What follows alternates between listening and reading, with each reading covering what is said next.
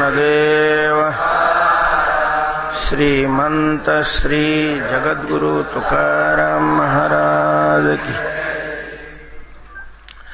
लंके माझी घरे किती ती ऐका, सांगतसे संख्या जैसी तैसी. 5 लक्ष घरे पाषाणांची जेथे, 7 लक्ष तेथे विटबंदी. कोटी घरे जेथे काशा आणि तांब्याची, शुद्ध कांचनाची 7 कोटी. तुका म्हणे ज्याची संपदा एवढी, सांगा ते कवडी गेली नाही. श्रीमंत श्री जगद्गुरु तुकोबाराय या अभंगामध्ये रावणाचा लेखाजोखा करतायत.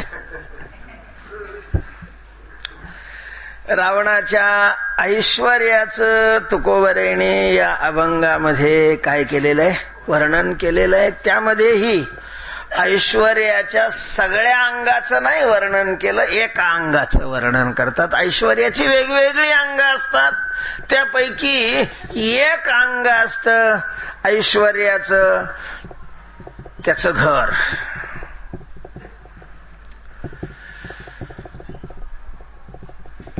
त्याची इस्टेट ज्याला म्हणतात. तर त्या अंगाने तुकोबाराय या अभंगातून रावणाचं वर्णन करतात. रावण हा लंकेचा राजा आहे. ज्या लंकेचा तो राजा आहे, जी लंका त्याच्या मालकीची आहे, त्या लंकेमध्ये घर किती आहेत तुकोबाराय म्हणतात ते ऐका. लंके माझी घरे किती ती ऐका, सांगत असे संख्या जैसी तैसी. जैसी संख्या तैसी सांगत असे. जशी त्या घराची संख्या आहे तशा प्रकारची मी तुम्हाला त्या घराची माहिती अशा प्रकारची देतो. अर्थात ही संख्यात्मक माहिती आहे, गुणात्मक नाही. गुणात्मकही आहे पण विशेष रूपाने संख्यात्मक. जैशी गुणात्मक जैशी संख्यात्मक माहिती तुम्हाला सांगत असतो. पण प्रश्न आहे की तुकाराम महाराज तुम्ही आम्हाला ही लंकेतली घरं सांगता कशाला?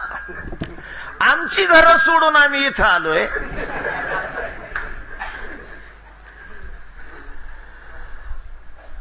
आणि तुम्ही त्या लंकेतली रावणाची घरं सांगता आम्हाला. काय रावणाला पोरी द्यायच्यात का रावणाच्या पोरी करायच्या आहे? त्याला काही पाहुणा म्हणून निवडायचे? काय संबंध काय आहे त्याचा? का तो खासदारकीला उभा राहिलेला आहे, आमदारकीला उभा राहिलेला आहे? रावणाच्या घराची खाणेसुमारी इथं गाथ्यात करण्याचं तुकोबाराय तुम्हाला काय कारण आहे? तुम्ही पांडुरंग सोडून दिला, ज्ञानोबाराय सोडून दिले, नामदेवराय सोडून दिले, हे बाकीचे सगळे परमार्थातले जे विषय आहेत ते सगळे सोडून दिले. आणि त्या लंकेच्या घर किती आहे ते सांग, जशी आहे तशी सांगतो म्हणतात. काय कशाला रिकामी काम? तुम्ही तरी कशाला मोजीत बसले त्याची घर? कशा करता तुकोबाराय रावणाच्या लंकेतल्या घराची माहिती या ठिकाणी आपल्याला देत असतील या अभंगामध्ये. असा सहज माणसाला काय येतो प्रश्न येतो, एक कशा करता तुकोबारायने हा अभंग लिहिला असेल? रावणाच्या घराची माहिती. बरं आज काय कामाचे सांगा ना. समजा एखाद्याला भाड्यानं घर घ्यायचं म्हटलं तरी तो पंढरपुरात, आणि हे घर सांगतायत लंकेतली. तो कलियुगात. आणि ही घरं सांगितली ती कोणत्या युगातली आहेत? त्रेतायुगातली. त्या घराचा काय फायदा काय होतो? कशा करता? रावणाच्या घराचा इतिहास सांगण्याची तुकोबारायांना आवश्यकता का पडली? का सांगत असतील तुकोबाराय या अभंगातून रावणाच्या घराची संख्या किंवा रावणाचं ऐश्वर्य? तर याचं उत्तर हे आहे की तुकोबाराय संत आहेत. उपदेश पराभंग आहे हा. आणि उपदेश करण्याचा अधिकार कोणाला असतो? कीर्तनकाराला नाही, संताला. कीर्तनकार संत असतातही नाही असं नाही, पण सगळेच संत कीर्तन करतात असं नाही, सगळेच कीर्तनकार संत असतात असं नाही. काही माणसं असे आहे की ते कीर्तनकार नाही संतही नाहीत, काही असे की ते कीर्तनकारही आहेत आणि संतही आहेत. पण मधले जे दोन वर्ग आहेत, काही संत आहेत पण कीर्तनकार नाहीत, काही कीर्तनकार आहे पण संत नाहीत. असं त्याचा काही संबंध नाही. पण उपदेश करण्याचा अधिकार संतांना नाही, मग ते कीर्तनकार असोत किंवा नसोत. जनाबाईंनी काय केलेलं आहे? उपदेश केलेला आहे. मुक्ताबाईंनी उपदेश केलेला आहे. बहिणाबाईंनी उपदेश केलेला आहे. त्या कीर्तनकार होत्या असं कुठेही पुराणामध्ये वा वाङ्मयामध्ये नोंद नाही, पण उपदेश केलाय त्याने अभंगाच्या द्वारा. आणि महाराज मुक्ताबाईंनी तर सामान्याला उपदेश केलाय असं नाही, उपदेश करणाराला उपदेश केलाय. काय निळोबारेंनी वर्णन केलंय महाराज मुक्ताबाईंचं. आद्यत्रय जननी देवाची मुक्ताबाई नमो त्रिभुवन पावनी आद्यत्रय जननी देवाची. त्याचा एक अर्थ ठीक आहे ब्रह्मा विष्णू शंकर, पण दुसरा अर्थ असाही काढला जातो की वारकरी संप्रदायामध्ये जे 3 देव आहेत, एक ज्ञानदेव, दुसरे नामदेव आणि तिसरे चांगदेव, या तिन्ही देवाच्या जननी आहे मुक्ताबाई. कारण यांना देव बनवलं मुक्ताबाईंनी. ज्ञानोबारायांनाही देव म्हणून आज जगामध्ये जे सूर्यासारखे तळपत आहेत ज्ञानोबाराय, त्याला हे कारणीभूत कोण आहेत? मुक्ताबाईच आहेत. नाही तर बसले होते हे कवाड लावून. एक ऐका, तुम्ही स्वतः कितीही मोठे असले तरी जग तुम्हाला डोक्यावर नाही घेत. जग त्यांना डोक्यावर घेतं ज्यांनी जगाकरता काही केलेलं असतं. जग त्यांना डोक्यावर घेईल जे जगाकरता काही करतील. जे जगाकरता काही करणार नाही, तुम्ही वैयक्तिक आपतर त्या की कोण बराई. ज्ञानोबाराईंनी कवाड लावून घेतलेलंच होतं आणि पुन्हा उघडलंच नसतं तर आज ज्ञानदेव तुकाराम हे भजन नसतं आपल्याला ऐकायला मिळालं. त्यांना ते कवाड उघडायला लावलं आणि ते कोणी उघडायला लावलं? आपलं मुक्ताबाईंनी उघडायला लावलं. काचक कुचक बोलून खालवर बोलून कसं का होत नाही, पण कवाड उघडायला लावलं. नामदेवरांचं तरी काय, बाकीच्यांनी सगळ्यांनी कशाला पाहतील? नामदेवराय सगळ्या त्यावेळेला जगात प्रसिद्ध होते की पांडुरंगाचे लाडके भक्त आहेत. पांडुरंगाचे लाडके अशा प्रकारचे भक्त आहेत ज्या परमात्म्याचं वर्षातून एखाद्या वेळेला आपल्याला दर्शन होत नाही, तो परमात्मा त्यांच्या हातात हात घालून फिरतोय. बालपणातच त्यांनी त्यांना जीव घातलेला आहे, त्यांच्याकडून त्यांचं शिक्षण झालेलं आहे, त्यांचं लग्न त्यांनी जमवलेलं आहे.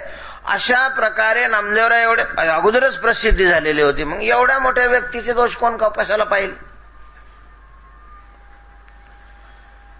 आषाढीच्या निमित्ताने ही सगळी मंडळी इथे जमलेली, त्यांची बैठक मुद्दामच भगवंतानीच अर्थात हे सगळं कारस्थान रचलेलं. त्यांना बैठक घ्यायला लावली, त्या बैठकीत नामदेवरायांना पाठवलं. नामदेवराय आल्याबरोबर सगळे उठले महाराज. सगळ्यांनी नामदेवरायांचं दर्शन केलं. सगळ्यांना नामदेवरायांनी आशीर्वाद दिला. कल्याणमस्तु, कल्याण हो, तुमचं कल्याण हो. मुक्ताबाईंनी ते पाहिलं. निवृत्ती दादा यांना नमस्कार करतायत आणि हे खुशाला हात दाखवतात. हे आपल्याकडे बी आता बरीच पद्धत निघाली हात दाखवायची लोकांना. विनाकारण हात दाखवून अवलक्षण काय करून घेतात, काय लोकांचं वाटोळं करता. नाही, मुक्ताबाईंना सहन झालं. सगळ्यांची दर्शनं झाली, सगळे बसलेले आहेत. आता बाकीच्यांनी सगळ्यांनी दर्शन केली, मुक्ताबाईंनी दर्शन नाही केलं म्हणून निवृत्तीनाथ महाराज, अरे मुक्ता नामदेवराय आहेत, हे सतत देवाच्या बरोबर राहतात. मी आला मोठ्यानी, असं काही गपचिप पिपचिप नाही. देवाच्या बरोबर राहतोय ना, अहंकार नाही गेला. सगळे अखंड जयासी देवाचा शेजार, कार्य अहंकार गेला नाही. मोठ्याने म्हणले महाराज. आता बाकी सगळ्यांनीच ऐकलं. कधी कधी काय होतं, ऐकलं तरी नाही ऐकल्यासारखं करावं लागतं.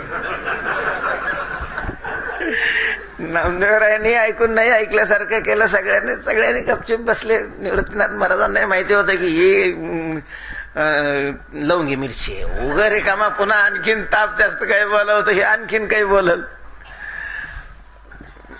निवृत्तीनाथ महाराजांनी थोडस आपोर्थ घेतलं. पण मग मुक्ताबाईंनी ठरवलंच यांचं ऑपरेशन करायचं. ऑपरेशन करायचं महाराज. काका सगळ्यात वयोवृद्ध गोरोबा काका. मुक्ताबाई त्यांच्याजवळ गेले. काका काय मुक्ता, तुम्हाला गाडगी समजतात ना? म्हणजे कच्ची आणि पक्की, बोलकी आणि गब्बसी नाही म्हणत मी. बोलक्या गाडग्याबद्दल नाही म्हणत. पक्की आणि कच्च्या गाडग्याची तुम्हाला पारख आहे ना? हो. कशी पारख करता? वाजवून.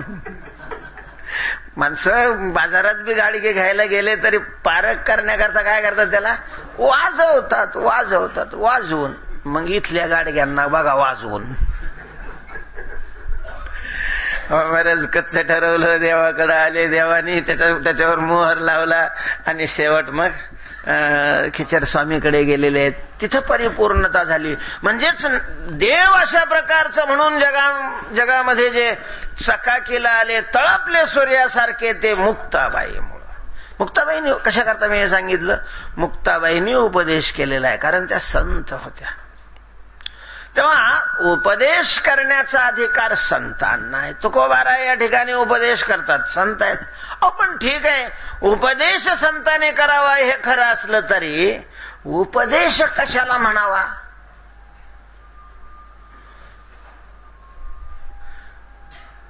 उपदेशामध्ये सांगणं असलं तरी सांगण्यात उपदेश असतो असं नाही ना. जिथं जिथं उपदेश आहे तिथं तिथं काय आहे? सांगणं आहे. पण जिथं जिथं सांगणं आहे तिथं तिथं उपदेश नाही ना. उपदेशामध्ये आणि सांगण्यामध्ये व्यापक भाव आहे. सांगणं व्यापक आहे आणि उपदेश काय आहे? व्याप्य अशा प्रकारचा आहे. तेव्हा त्या सांगण्याला उपदेशत्व येण्याकरता, त्या सांगण्याला उपदेशत्व येण्याकरता त्या सांगण्यामध्ये उपदेशाचं लक्षण असलं पाहिजे. आणि उपदेशाची जी काही लक्षण आहेत त्यामध्ये अज्ञात ज्ञापकत्वात, सप्रयोजनत्वात, शास्त्राचे शास्त्रत्व. उपदेश त्याला म्हटलं जातं की ज्याच्यामध्ये अज्ञात ज्ञापकत्व आहे, आणि उपदेश त्याला म्हटलं जातं की ज्याच्यामध्ये सप्रयोजनत्व आहे. सप्रयोजनत्व.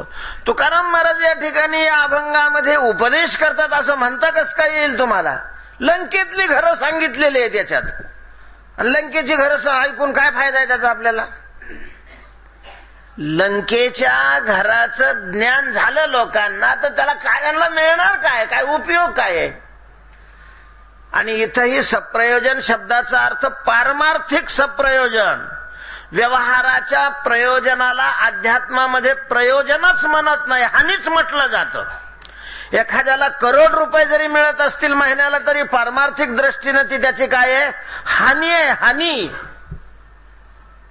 चिंतनाची जोडी हाची, हा लाभ आहे, हाच लाभ आहे. साधनात्मक लाभ आहे, परमात्मा प्राप्ती साध्यात्मक लाभ, आणि चिंतनाची प्राप्ती साधनात्मक लाभ आहे. हे सोडून बाकीचं काहीही मिळत असलं तरी अध्यात्म दृष्टीनं कशात जमा होतंय? ते हानीमध्ये जमा होतंय. आणि हे असलं हे तुकाराम महाराजांनी कशा करता सांगितलं असेल या ठिकाणी? तर तेच सांगतोय की तुकोबाराय संत आहेत आणि संत असल्यामुळे उपदेश करण्याचा त्यांना अधिकार आहे. आणि तुकोबारायांनी या अभंगामध्ये उपदेश केलेला आहे. हा, लंकेत घरी कर किती सांगतात म्हणून उपदेश केलेला आहे. याच्यात काय उपदेश आहे? ऐका. संतांच्या द्वारा समाजाला कोणते कोणते फायदे होतात? ऐका संत देव दाखवतात हा संतापासून होणारा फायदा असला तरी संत सगळ्याला नाही देव दाखवू शकत. सार्वजनिक संतांचा फायदा देव दाखवणं हा नाहीये. कारण देव पाहण्याकरता पाहणाराचाही काय लागतो?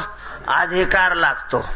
अधिकाऱ्यालाच संत देवाचं दर्शन करून देऊ शकतात, हेल्याला नाही देऊ शकत करू. ज्याचा अधिकार नाही, ज्यांनी भगवत दर्शनाची तयारी केलेली नाही, त्याला संतही देव दाखवू शकत नाहीत. ज्यांनी तयारी केलेली आहे, अधिकार संपन्न झालेला आहे, त्याला संत देव दाखवतात. म्हणून देव दाखवणं हा संतांच्या कडून समाजाला होणारा फायदा असला तरी हा व्यापक नाही. मग संतांच्याकडून सगळ्यालाच फायदा होईल असं काय समाजाला मिळतं संताकडून? तर संताकडून सगळ्यांना फायदा होईल अशा प्रकारचं जर काही मिळत असेल तर तो आहे विवेक. संतांचा पहिला फायदा, महाराज संताकडे समाजाने जे जावं ते कशा करता जावं? विवेका करता जावं. विवेका करता. सगळ्या परमार्थाच्या भूमिकेचं मूळ विवेक आहे. विवेक. वैराग्याचंही मूळ विवेक आहे.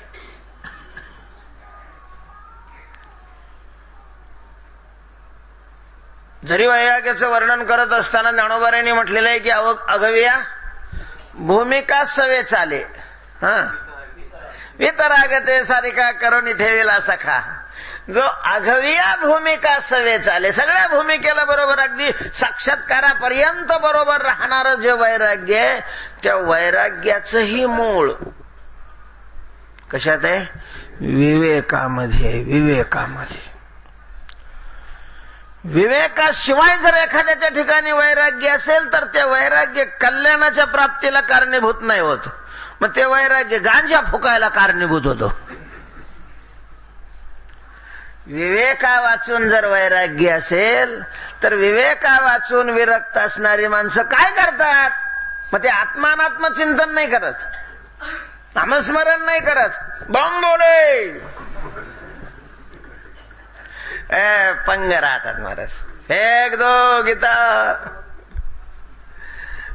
आ जाओ हमारे पास. विरक्त असतात. मग काही घेणं नसतं जगात. त्यांना कशाचीच काय नसते, अपेक्षा नसते, काहीच नाही लागत, फक्त वडायला लागत. विवेका वाचून असणार हे काय आहे? वैराग्य आहे.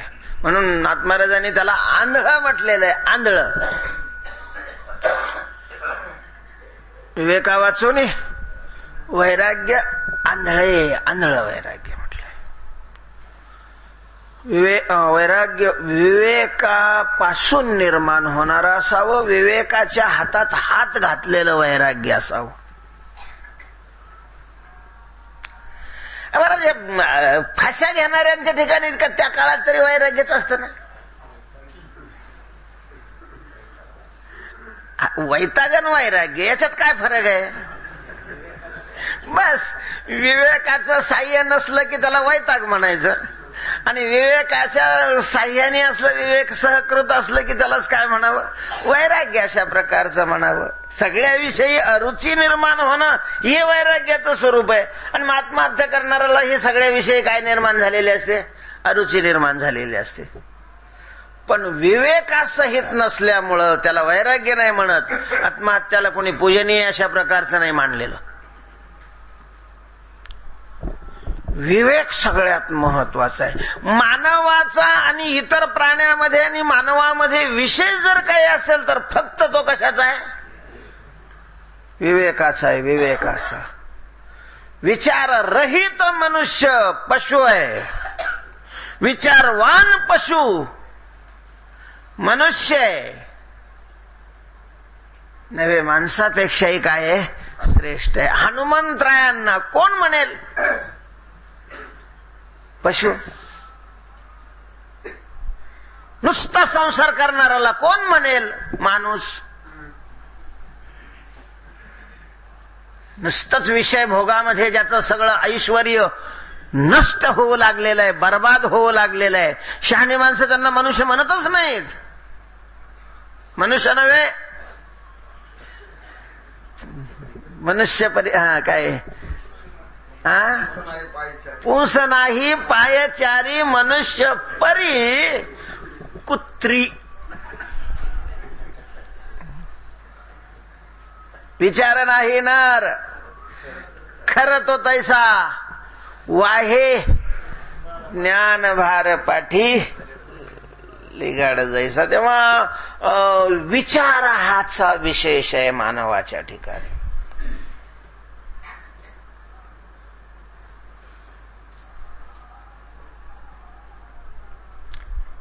अन्यथा आहार, निद्रा, भय आणि मैथून हे सगळ्याच प्राण्यामध्ये सारखे आहेत. आहार, निद्रा, भय, मैथुनांच सामान्यमेतत् पशुभिर नराणा. विवेक, विवेक हा विचारही नाही, विवेक. काही ठिकाणी संत वाङ्मयामध्ये विवेकाला काय म्हटलेलं आहे? विचार म्हटलेलं आहे. काही ठिकाणी विचाराला विवेक म्हटलेलं आहे. पण विवेक, विचार आणि विवेक शब्दशः काही शक्ती असते. ज्या धातूपासून तो शब्द तयार झालेला आहे त्या धातूची शक्ती त्या शब्दामध्ये आलेली असते. विविनक्ती ती विवेक. हा विनक्ती, विनक्ती विनक्ती धातू आहे आणि त्याचा अर्थ आहे पृथक्करण करण्याची शक्ती, सामर्थ्य.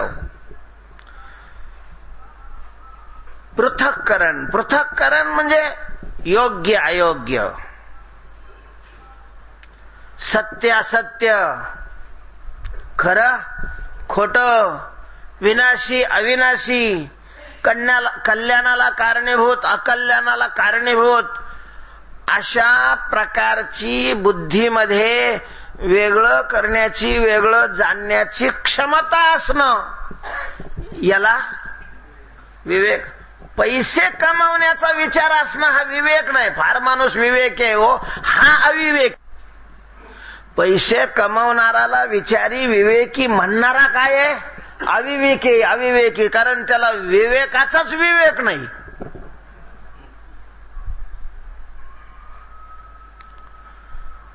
विवेकी त्याला म्हणतात, विचारवान त्याला म्हणतात, की ज्याच्यामध्ये असं पृथक्करण आहे. प्रवृत्तींच निवृत्तींच, कार्याकार्ये भयाभये, बंधन मोक्षांच या व्यक्ती बुद्धी सापार्थ सात्विकी. बुद्धी म्हणजे विवेक. प्रवृत्तीला लायक काय आहे, निवृत्तीला लायक काय आहे हे ज्याला कळतं. विवेकाकरता नेहमी दृष्टांत दिला जातो राजहंसाचा. कावळाही पक्षी आहे आणि राजहंसही काय आहे? पक्षी. पक्षातलीच जाते ना ती एक. आपण कावळ्यासमोर जर पाणी मिश्रित दूध ठेवलं, सरसगट कावळा काय करतो? पितो. आणि जर राजहंसा पुढे पाणी मिश्रित दूध ठेवलं तर राजहंस त्याच्यातलं फक्त दूधच घेतो, पाणी नाही घेत, पाणी नाही घेत, पाणी नाही घेत. संसार म्हणजे सत्यासत्याचं मिश्रण आहे. संसार म्हणजे योग्यायोग्याचं मिश्रण आहे. संसार म्हणजे ग्राह्य त्यागाचं मिश्रण अशा प्रकारचं आहे. संसार ही खिचडी आहे, खिचडी. आणि भगवंतानी आपल्याला बुद्धी दिलेली आहे. त्या बुद्धीचा वापर करून याच्यातलं जे ग्राह्य आहे त्याचा स्वीकार करायचा आहे आणि बाकीच्याचा त्याग करायचा आहे. बऱ्याच लोकांचं असं म्हणणं आहे किंवा कोंबड्या जर खायच्या नाही तर मग काय नांगराला झोपायच्या का? का ट्रॅक्टरच्या टेलरला लावायच्या त्या वाढणार आहे? देवानी निर्माण कशा करता केलेले आहे? जर आपण खायचं नाही तर देवानी निर्माण कशा करता केलेलं आहे? त्याला उत्तर असं आहे की देवानी कोंबड्याच निर्माण नाही केलेल्या, ड्रेनेजही भगवंतानीच निर्माण केलेले आहे. विष्ठा कोणी निर्माण केली? म्हणजे तानच नाही राहणार दुष्काळाचा. कशाला सरकारला 2 रुपये आणि 3 रुपये किलो करावं लागेल धान्य? अडचणच नाही राहणार. देवाने निर्माण केलंय काय? आपल्या पप्पांनी थोडी निर्माण केलेलं आहे.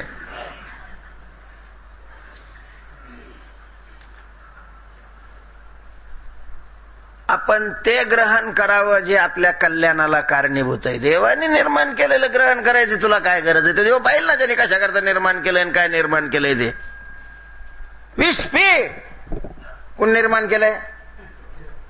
पी. हा मारायचं का मला? मग तुला देवाने निर्माण केलेलं विष मरावं लागतं म्हणून जर प्यावं वाटत नाही तर वाटोळं होतं म्हणून हे कसं काय घ्यावं वाटतं? याचा अर्थ आहे की तुझ्या ठिकाणी विवेक नाही. विवेक बरंच माणसं वाढली, श्रीमंत झाली, सत्ता त्यांच्या हातात आली म्हणजे विवेक येतो असं नाही. विवेक अत्यंत महत्वाचा आहे. माणसाजवळ काही नसलं तरी चालेल, पण काय असावा? विवेक असावा. त्याचं चांगलं करेल, त्याचं कल्याण करेल. म्हणून ज्ञानोबाऱ्यांनी म्हटलेलं आहे. ज्ञानोबाऱ्यांना कुणीतरी विचारलं, का हो माऊली हे ज्ञानेश्वरी सारखा ग्रंथ तुम्ही लिहितायत, काय बरं हेतू काय आहे तुमचा याच्या पाठीमागे? हेतू तर असतो ना कुठले, काही करणं काही बोलणं, याच्या मागे काही ना काही काय असतो? हेतू असतो. ज्ञानेश्वरी सारखा ग्रंथ लिहिण्याच्या मागचा हेतू काय आहे? ज्ञानोबाऱ्यांनी हेतू स्पष्ट केलेला आहे. फिटो विवेकाची वाणी, विवेकाची वाणी फिटो. या ग्रंथाच्या द्वारा जगामध्ये विवेकाचा जो दुष्काळ आहे, दुष्काळ महाराज, विवेकाचा दुष्काळच आहे, खरंच दुष्काळ आहे. आणि हा विवेकाचा दुष्काळ निषिद्ध कर्म करणारे जे दुराचारी आहेत, दुर्जन आहेत, त्यांच्याच ठिकाणी आहे असं नाही. या विवेकाचा दुष्काळ निव्वळ संसार करणारे, विषय संपादन करण्यामध्ये आयुष्य बर्बाद ज्यांनी केलेलं आहे, करतायत, अशा संसारिक माणसाच्याच ठिकाणी असं नाही. टिळे लावणारे, भजन करणारे, कीर्तन करणारे, ह भ प गु लावलेले ज्यांना, अशाही माणसाच्या ठिकाणी आपण जर त्या दृष्टीनं त्या चष्म्यातून पाहिलं तर विवेकाचा काय दिसतो? दुष्काळ दिसतो महाराज. कृती वेगळी आणि विवेक वेगळा. विवेक पुरस्कृत कृती असावी हा भाग वेगळा, पण कृती म्हणजे विवेक नाही. म्हणजे चांगलीही कृती एखादा करत असला तरी ती विवेक पुरस्कृतच असते असं काही नाही. विवेक पुरस्कृत असावी. आपली प्रत्येक कृती विवेक पुरस्कृत असावी. कारण चांगलीही कृती असेल पण विवेक पुरस्कृत नसेल तर ती बदलायला वेळ नाही लागणार. त्यामुळं विवेकाच्या पायावर, विवेकाच्या फुटिंगवर आपल्या कृतीचे कॉलम उभे राहावे. मग ते कसाही भूकंप आला तरी हे काय होत नाही, इमारत डळमळत नाही. नाहीतर मग काय, ठकीनं केलं म्हणून गंगीनं केलं, यानं माळ घातली म्हणून यानं माळ घातली, आणि मग त्या घालायला जसे वेळ लागत नाही तशा निघायलाही वेळ लागत नाही. कारण ती कृती त्याची विवेकावर अशा प्रकारची आधारभूत नसतेच. गतानुगत गतिकता त्याच्यामध्ये असते. विवेक महत्वाचा आहे. कृती नसली एखाद्या वेळेला तरी चालेल, पण विवेक अत्यंत महत्वाचा आहे. आणि विवेक शब्दाचा अर्थ चांगलं वाईट, खरं खोटं, विनाशी अविनाशी, ग्राह्य त्याज्य याची निवड करण्याची वास्तव क्षमता बुद्धीमध्ये असणं, याला काय म्हणतात? विवेक म्हणतात. विवेक. आणि हा विवेक संतांच्या जीवनामध्ये कोंदून भरलेला असतो. संत विवेकाचे सागर असतात. सागर विवेक सागरा. संत तेथे विवेका असणे केजी. अविनाभाव संबंध आहे संतांचा आणि विवेकाचा. विवेक संताशिवाय राहू शकत नाही. विवेक अत्यंत महत्व आहे. तरच मनुष्य विवेक असेल तर. तुम्ही पहा, बैल असली, जनावर असली, गाई बैल म्हशी, आणि त्यांना जर तुम्ही गठुडा अगदी चांगल्या अशा प्रकारच्या हिरव्या गार गवताचं आणलं, हराळ, आणि ते कापून आणलेले, हराळीमध्ये फार शक्ती ताकद असते. त्यातली त्यात दूध देणाऱ्या जनावराला जर हराळ घातली तर ते दूध जास्त देतात, याच्यात विशेष नाही. ते दूधही काय असतं, पौष्टिक असतं. मरच ते दूध पेलं की माणूस हरणासारखा टनाटन उड्या मारतो. हराळ खाल्लेलं दूध पाहिजे. असं गठोडाभर अशा प्रकारचं हराळ्याचं गवताचं गठोडं आणलं आणि त्याच्या पुढे टाकलं, खाल्लं. ते कुठपर्यंत खातात? पोट भरेपर्यंत खातात. जनावराचा एवढा विशेष मात्र आहेच, म्हणजे त्यांना खाल्ल्यानंतर हवाबान हारडा हे असलं घ्यावं लागत नाही. म्हणजे जास्त झालं वा, अजीर्ण झालं वा, असं बहुतेक होत नाही. कितीही चांगलं जरी मटेरियल असलं तरी पोटाला जेवढं आवश्यक आहे तेवढंच काय करतात, ते खातात. आता भगवंतांनी पोटच त्यांना मोठं दिलेलं आहे, तेवढं पचवण्याची त्यांच्यामध्ये काय असते, क्षमता. पण जेवढं तेवढीच क्षमता, तेवढंच खातात. आणि मग बुवा आपल्याला उद्याही कामाला येईल, हे काही खराब नाही होणार म्हणून तसंच बाजूला ठेवेल, असं नाही करत. ते खायचं तोपर्यंत खातील आणि त्याच्यावरच बसतील. नुसतं बसतीलच असं नाही, बाकीचे कार्यक्रम त्याच्यावरच. म्हणजे पुन्हा ते त्यांच्या खायचं लायकच राहिलं नाही पाहिजे, दुसऱ्याच्या खायचं लायक राहिलं पाहिजे. म्हणजे खाण्याचं त्यांना ज्ञान आहे, पण हे पुढचं काय नाही, हा विवेक नाही की आपण जे करतोय हे योग्य आहे की नाही. माणसाचं तसं नाही. 4 भाकरी बांधून दिल्या आणि संध्याकाळी एवढ्या लागत नसल्या तर 2 भाकरी तशाच तो काय करतो, व्यवस्थित ठेवतो. आपल्या कामाला येतील सकाळी, नाही आपल्या कामाला आले तर कोणाच्या दुसऱ्याच्या कामाला येतील. हा विचार माणसाच्या ठिकाणी आहे. तेव्हा ज्या विवेकामुळं मनुष्य इतर प्राण्यापेक्षा विशेष मानला गेलेला आहे, आणि ज्या विवेकाची माणसाच्या कल्याणाला नितांत गरज आहे, अशा प्रकारचा विवेक. तुम्हाला काय वाटतं, लोकाला आपलं कल्याण होऊ नये असं वाटतं म्हणून कल्याणाची साधनं करत नाहीत. मानव देह ज्यांना ज्यांना मिळालेला आहे ते सगळेच ज्या साधनांनी कल्याण होईल अशा प्रकारचं साधनं करतात का? नाही. मग त्यांना आपलं कल्याण व्हावं असं वाटत नाही का? असं कोण आहे महाराज की ज्याला आपलं कल्याण व्हावं असं वाटत नाही? सगळ्यांनाच वाटतं. माणसं त्या बाबतीत एवढे सजग असतात, एवढे सावध असतात, एवढे जागे असतात. आपलं कल्याण व्हावं वाटतं, याच्यात विशेष नाही. आपलं तर व्हावंच व्हावं, पण आपल्याबरोबर आपले जे आहेत, मग आपली पोरं असतील, आपल्या पुरी असतील, आपल्या बायका असतील, बायको असेल, आपला नवरा असेल, आपले आईबाप असतील, आपले सासू सासरे असतील, आपले पाहुणे रावळे असतील, आपले शेजारी पाजारी असतील, आपल्या गावचे असतील, तालुक्याचे असतील, जिल्ह्याचे असतील, देशाचे असतील, जगाचे असतील. जशी जशी ज्याची ज्याची व्यापक अशा प्रकारची भावना असते तसं सगळ्यांचं कल्याण व्हावं वाटतं, सगळ्याचं कल्याण व्हावं वाटतं. म्हणून माणसं नुसतं व्हावं वाटतं असं नाही, त्याच्याकरता काय करतात, प्रयत्नही करतात. तुमचं पा बोलण्यातून कसं असतं, अरे आम्हाला काय करायचंय, तुमच्या कल्याणाकरता. नेते सुद्धा भाषणामध्ये काय म्हणतात, तुमचं चांगलं व्हावं, सगळ्या आपल्या देशाचं चांगलं व्हावं, तालुक्याचं चांगलं व्हावं, गावाचं चांगलं व्हावं, म्हणून आमचे हे प्रयत्न आहेत. आम्हाला काय, आम्ही तर बाहेरच्या देशात प्लॉट घेऊन ठेवलेलेच आहे, तो नाही प्रश्न.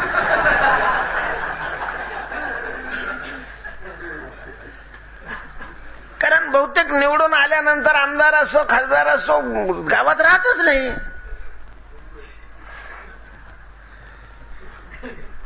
मुंबई आणि मुंबईतला मुंबईत नसतो, मग त्याचे प्लॉट कुठं असतात? अमेरिकेमध्ये, दुसऱ्या देशामध्ये असतात. पण तरीही आपल्या गावचं चांगलं व्हावं, कल्याण व्हावं ही अपेक्षा असतेच ना. आई बापा म्हणत असतात परवा अरे आता आमचं तो गेलेलं आहे पण तुमचं चांगलं व्हावं. चांगलं म्हणजेच कल्याण, हित, गोमट म्हणजे आपलं कल्याण व्हावं ही अपेक्षा सगळ्यांना. आणि कल्याणाची जी वास्तव साधनं आहे ते करत नाहीत. याचं कारण काय आहे?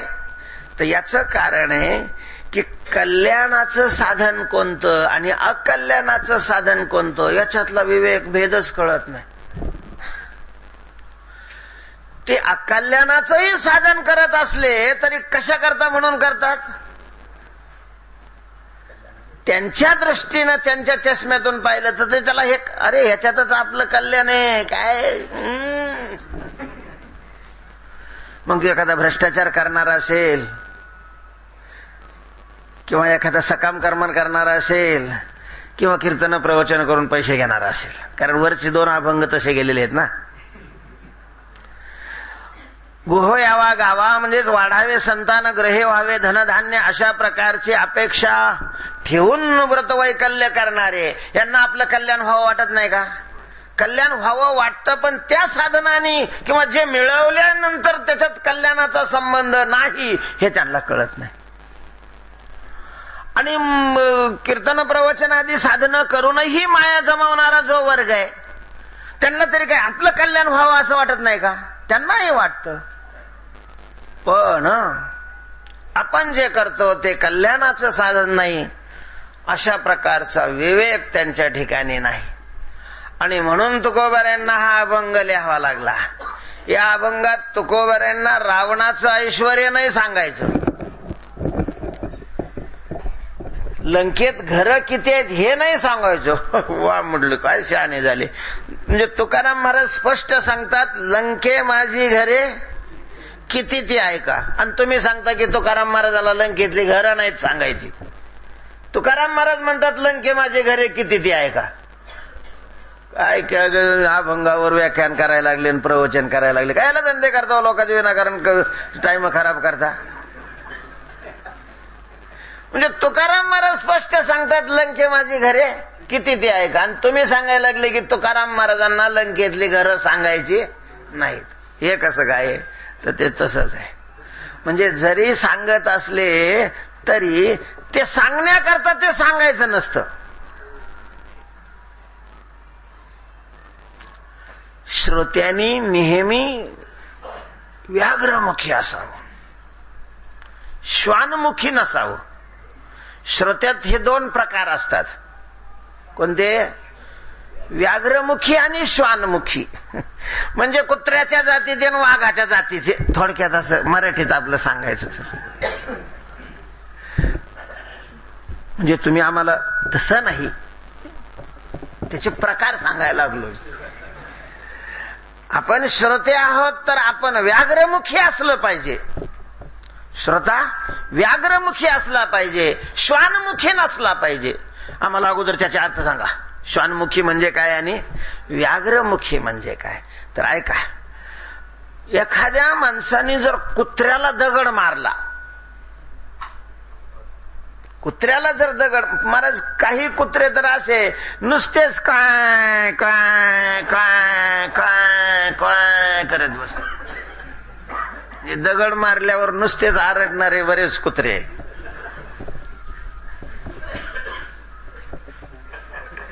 काही कुत्रे थोडेसे त्याच्या पुढे चालले. दगड मारला ना तर तो दगड लागतोच ना, त्याच्यामुळे वेदना होतात. ते दगडामुळे दगडाला चावायला पाहतात. तो दगडच तोंडात धरतात आणि त्याला चुरा करायचा प्रयत्न करतात. पण जर वाघाला दगड मारला, वाघ दगडाकडे पाहत नाही, कुठं लागलेला आहे त्याच्याकडे पाहत नाही, दगड आलाय कुठून त्याच्या नरडीला अशा प्रकारचा धरत राहतो. तसं व्याख्यान करणारा काय बोलतोय त्याच्याकडे नाही पाहायचं, कशा करता बोलतोय, काय बोलतोय हा भाग महत्वाचा नसतो. आमच्या वक्ते बाबांचं एक वाक्य आहे, तात्पर्यम पकडतव्यम.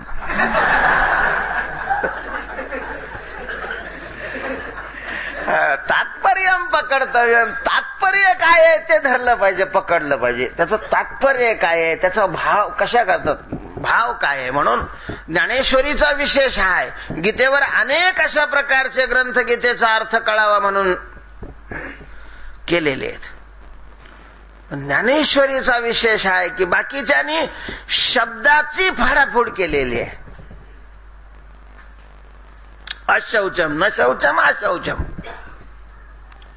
ज्ञानोबारायांनी शब्दाची फाडाफोड नाही केलेली, त्या शब्दातला काय सांगितलंय, भाव सांगितले. देवाचे मनोगत दाविता हासी मूर्त.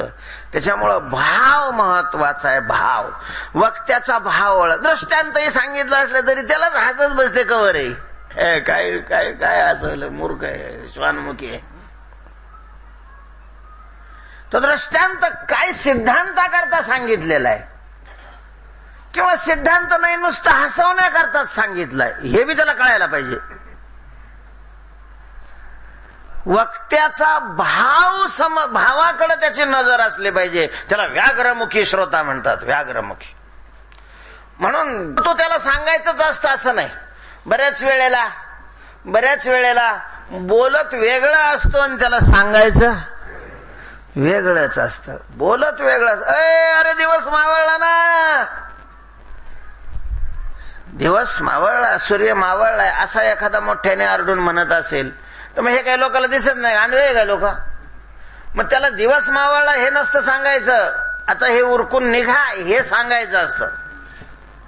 अरे घंटी वाजली, तर घंटी वाजलेली सगळ्यांनीच ऐकलेली आहे, घंटी वाजली हे नाही सांगायचं. ज्याच्याकरता वाजलेले ते करा हे सांगण्याचं त्याचं काय असतं, तात्पर्य असतं, भाव असतो. तसं लंके माझी घरे किती ती ऐका हे तर कोबाराय म्हणतात, पण त्यांना ती लंकेतली घरं नाही सांगायची. मग त्यांना काय सांगायचंय, सांगा ते कवडी नाही गेली हे सांगायचंय. या अभंगामध्ये लंकेतली घरं नाही सांगायची, सांगा ते कवडी गेली नाही हे सांगायचंय.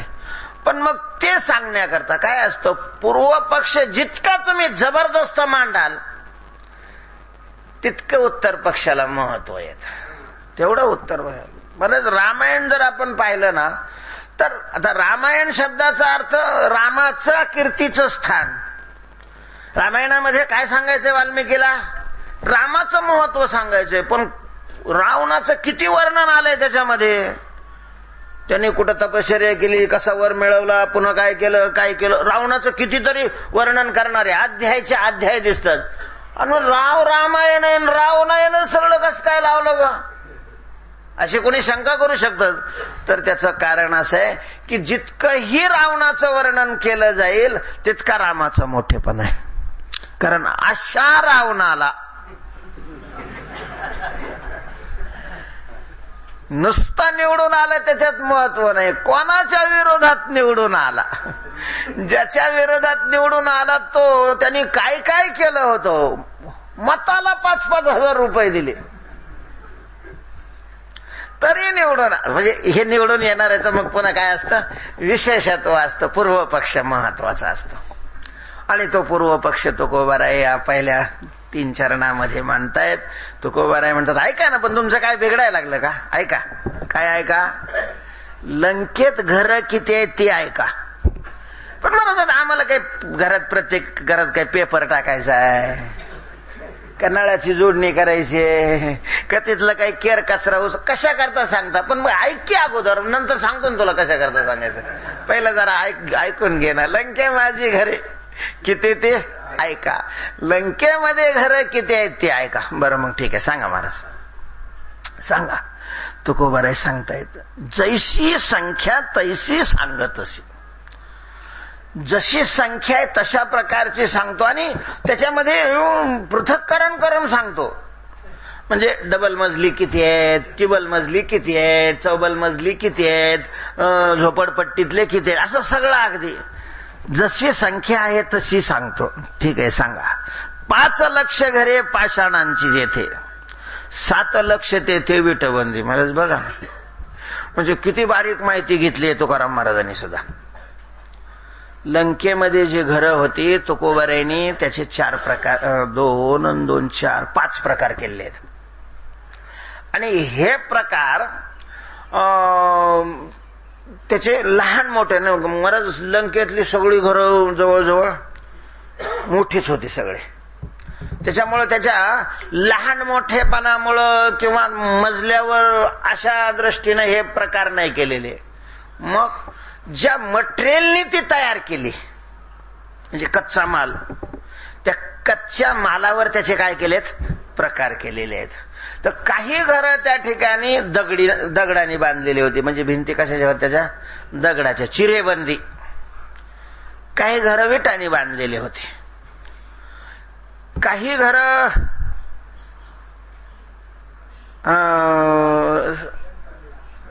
काशा म्हणजे कास या धातूपासून तयार केलेले होते, आणि काही घरं तांब्याची होती, आणि काही घरं सोन्याची, तीही शुद्ध कांचन म्हणजे सोनं, शुद्ध सोनं 100 नंबरी. अशा सोन्याने ती बांधलेली होती.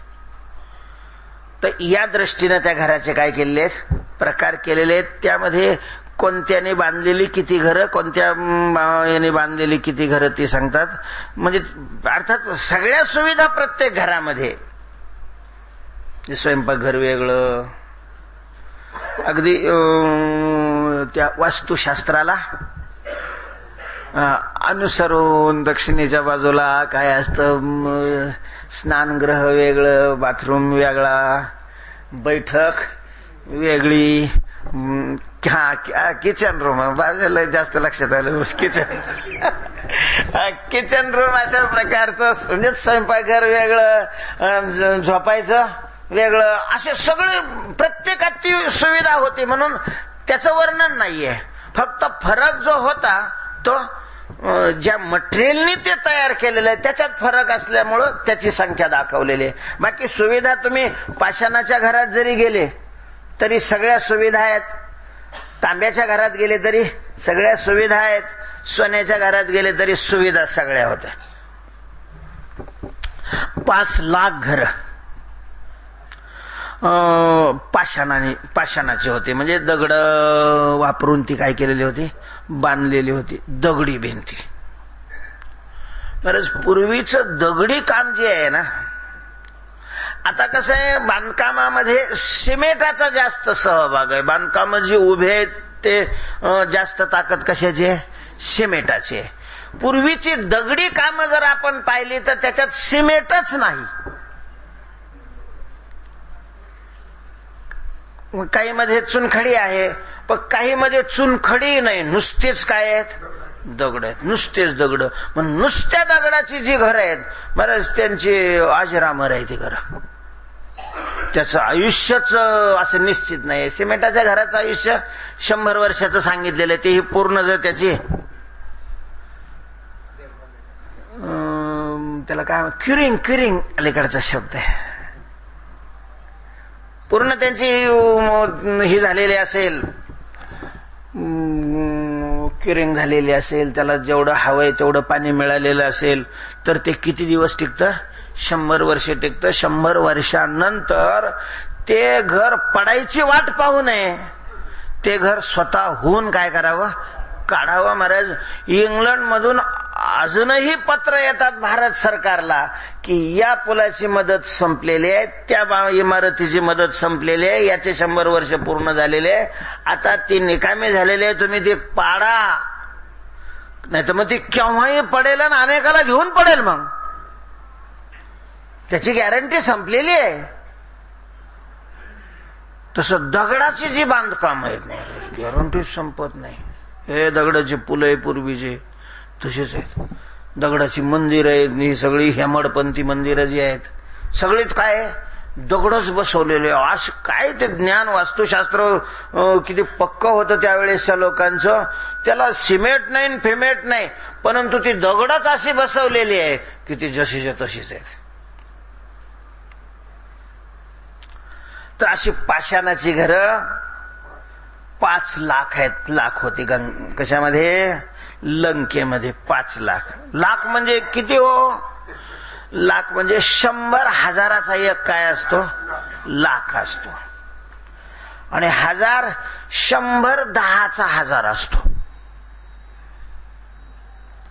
100 10चा 1000 असतो.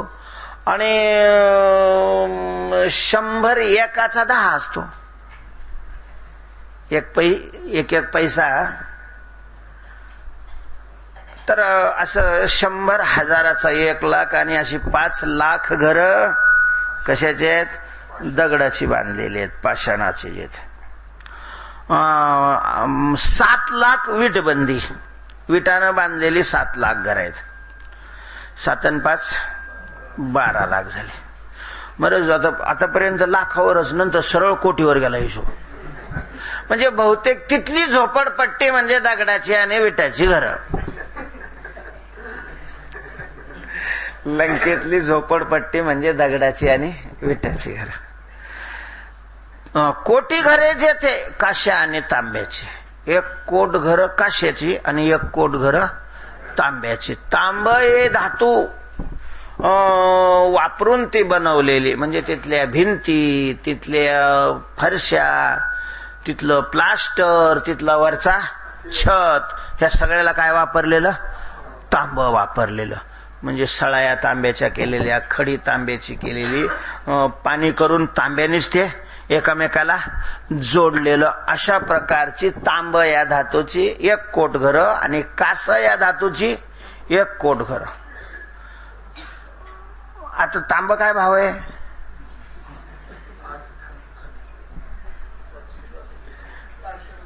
₹500 किलो. तांब हा, ती कासा 800 रुपये. तांब 500 रुपये जरी किलो म्हणलं तरी तुम्ही कल्पना करा, 1 घर बांधायला किती किलो लागल बरं? आता काय ते कॅल्क्युलेटर बंद पडेल महाराज. ते काय असं किलोवर थोडे घर बांधायचं मटेरियल किलोवर थोडे आणलं जातं नाही का? ट्रकावर आणावं लागतं ते. असं एक आता आजच्या हिशोबानं ती किती किंमत होईल, पण ते नाही. पुढं आहे का? शुद्ध कांचनाची 7 कोटी, अगदी 100 नंबरी सोन्याची 7 करोड घरं होती. म्हणजे एकूण लंकेमध्ये घरं 7 आणि 2 9 आणि 12 9 कोट 12 लाख अशा प्रकारची तिथं घरं होती. आणि सगळी घरं रावणाच्या स्वतःच्या मालकीची होती. आता सोन्याची जर किती किंमत होईल, आता कुठं बसता रिकामा उद्योग करत, कारण आपला टाइम संपत आलेला. शुद्ध कांचनाची 7 कोटी, एवढी संपत्ती, एवढं ऐश्वर, हे फक्त घराच्याच अंगाने सांगितलं. गाड्या, ते बँकेतून ते काढतात, त्याला काय म्हणतात? नाही नाही, ते 7 वर्षांनी 5 वर्ष मुदतीवर पैसे टाकले. हा, एफडी त्याचा हिशोब नसतो त्या बँकेमध्ये. ते किती, म्हणजे तसे किती होते त्याच्याकडे पत्र. रिकामे प्लॉट बी नाही धरलेले नाही, फक्त बांधकाम धरलेले आहेत. रिकामे प्लॉट किती होते, आणि मग दागिने ते त्याचा हिशोबच नाही. फक्त कशाचा हिशोब केलेला आहे? बांधकामाचा, बांधलेले अशा प्रकारचा घराचा हिशोब आहे. एवढी संपत्ती आहे. तो गोबर आहे म्हणतात. तो काय म्हणे, ज्याची संपदा एवढी संपत्ती ज्यांनी कमवली, मिळवली, वाढवली, पण सांगा ते कवडी. ज्या वेळेला राम आणि रावणाचं युद्ध झालं आणि युद्धामध्ये रावण मारला गेला, त्यावेळेला त्याच्या बरोबर कवडी नाही गेली. कवडी मग आता त्याचं एवढं तर गेली नाही कवडी, तर आपलं केवढं काय जाईल रेवडा. याच्याकरता सांगितलेले कशा करता, ज्या कर्माने पुण्य संपादन व्हायचं ते पुण्य सोडून तुम्ही हे जे कमावता ते कशा करता, किती दिवस तुम्हाला ते कामात येणार आहे. याला म्हणतात विवेक. आपुली कोणीच नव्हती बैसता संताचे संगती, कळवाले कमलापती आपुली कोणीच नव्हती. हा ठीक आहे, पोट भरेल शरीर चालेल एवढं मिळवा ना, पोटापुरते काम परी अगत्य. पोटापुरतं काम करायला काही अडचण नाहीये, ते तर भरावंच लागतं. त्याच्यापेक्षा पोराबाळांच्या करता नको का करायला, पोराबाळांच्या करता तू करशील आणि मग पोराबाळांनी पत्तेशिवाय दुसरं काय करावं.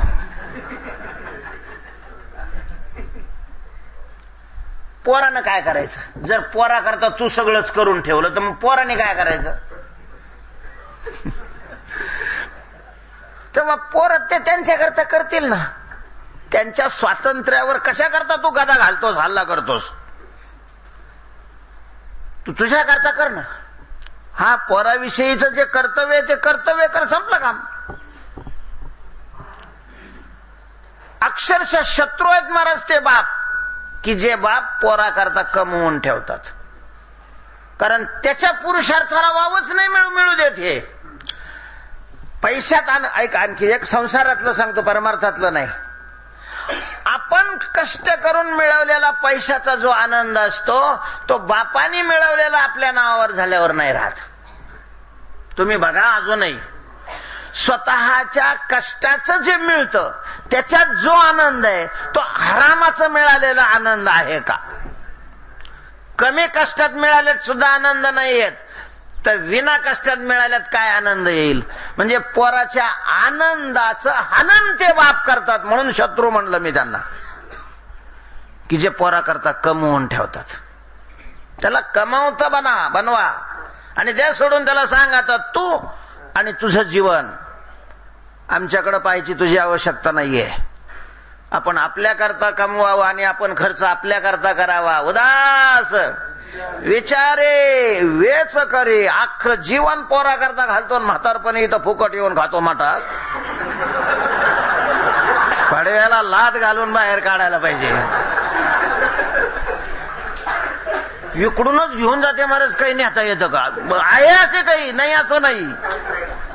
म्हणजे तिकडून तर काही आणत नाहीच नाही इकडं, पण इकडून काही नेता येतं का पोराला. जरा पोरांना प्रसाद जा ना, तिथं मंदिरात लाडू मिळते, इथं दुसऱ्याच्या पंक्तीतला प्रसाद कशाला नेतोच.